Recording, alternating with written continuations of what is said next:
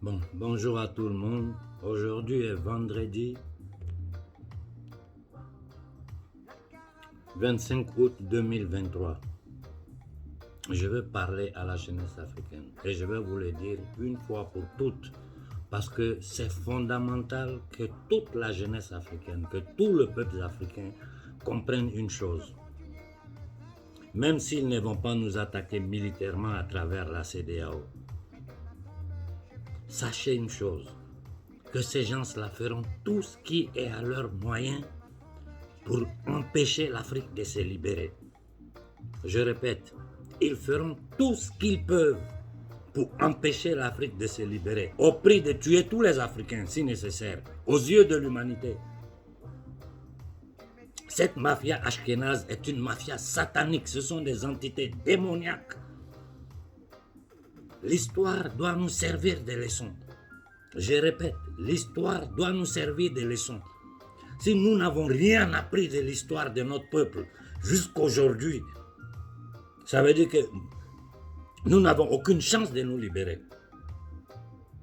Tous les peuples africains doivent comprendre que cette mafia ashkénazite qui gouverne l'Occident, qui est sur le trône d'Angleterre, qui gouverne aujourd'hui toutes les familles élitaires occidentales,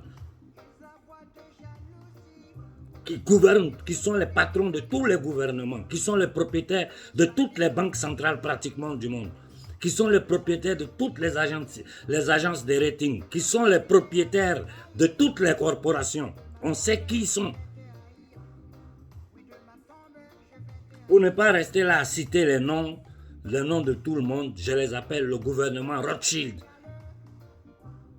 Vous devez comprendre que ces gens-là ne partiront jamais de l'Afrique si nous ne nous levons pas pour les chasser.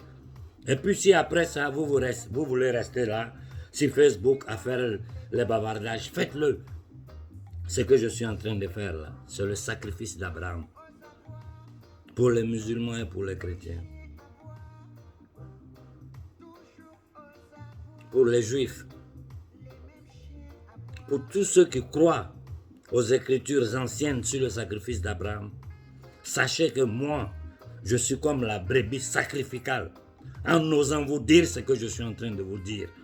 Je sais, si vous voyez jusqu'à présent, ils se limitent seulement à essayer de m'étouffer sur tous les réseaux sociaux. Parce qu'ils ne veulent pas que vous écoutez. Parce qu'ils s'en prennent trop à moi, les gens vont commencer à dire, mais Konaré, qu'est-ce qu'il dit? Et puis les gens sont sur lui. Ils essaient de m'attaquer de façon indirecte, mais publiquement comme ça, ils n'osent pas m'attaquer parce que ça va attirer l'attention de trop de personnes sur les choses que j'ai dit. Et je vous ai dit, ce n'est pas le moment aujourd'hui de rentrer dans les discussions sur le BRICS. Je vais vous expliquer ça. Je veux que vous faites, que vous-même vous faites une petite réflexion. L'Afrique du Sud, depuis le départ, quand le BRICS a été créé, il y a près de 20 ans, si je ne me trompe pas, a été un des premiers pays à s'insérer dedans. Et je vous dis, sachez que l'Afrique du Sud est propriétaire de la mafia ashkénazite. Je répète, l'Afrique du Sud est propriétaire de la mafia ashkénazite. Ils ont utilisé Nelson Mandela, qui était un membre des loges anglaises, pour nous faire le jeu des trois cartes. Et aujourd'hui, ils ont créé une petite bourgeoisie noire en Afrique du Sud, qu'ils placent devant le monde entier pour faire croire aux gens que les Noirs ne sont plus dans l'apartheid. L'apartheid en Afrique du Sud existe. Les Noirs sont encore dans les ghettos. Et je répète, l'Afrique du Sud est propriétaire de la mafia ashkénazite. Donc faites vos calculs vous-même.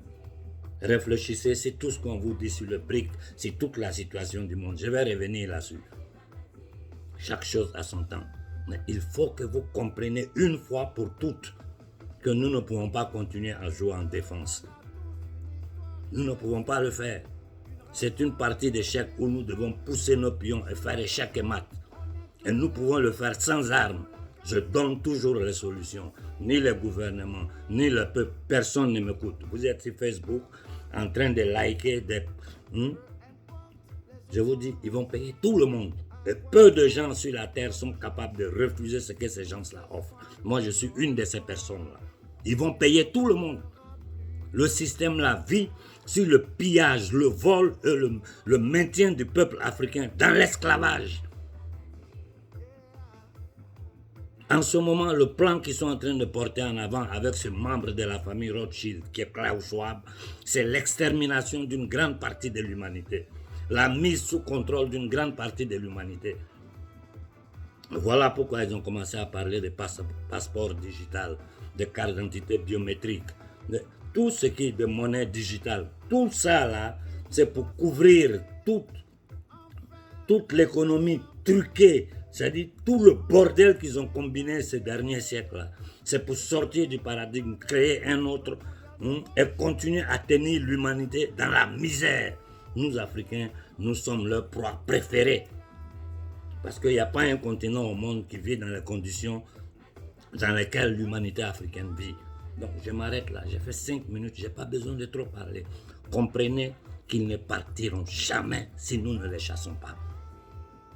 Et tant qu'il y aura un seul militaire occidental sur le sol africain, nous n'aurons pas la paix.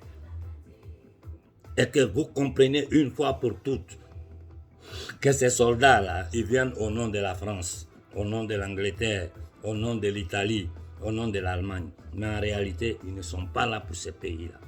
Ils sont là au service de la mafia ashkénazite rothschildienne.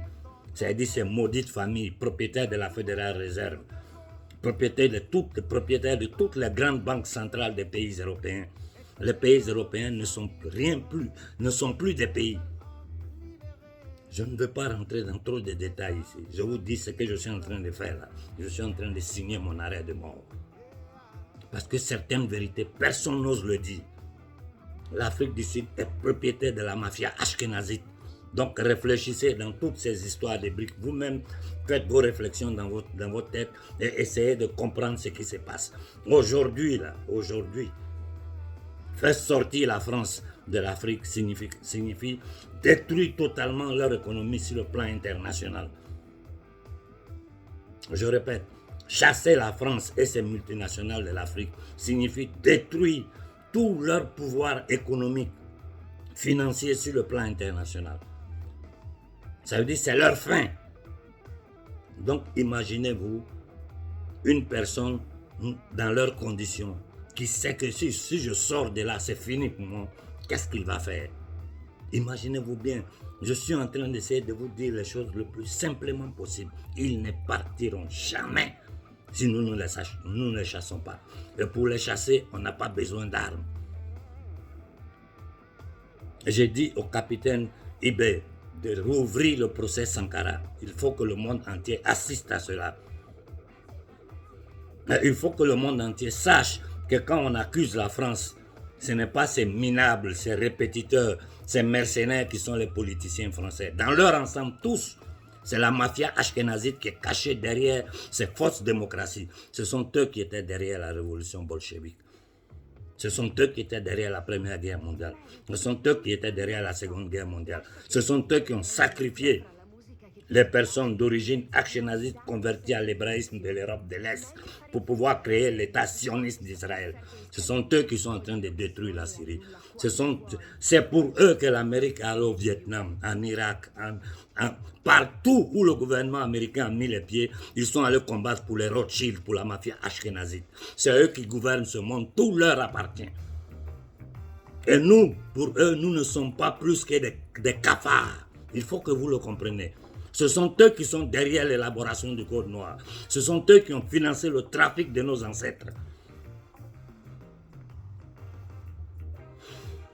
Ils ne partiront jamais de chez nous.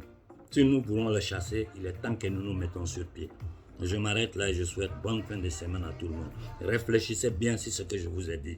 Réfléchissez bien.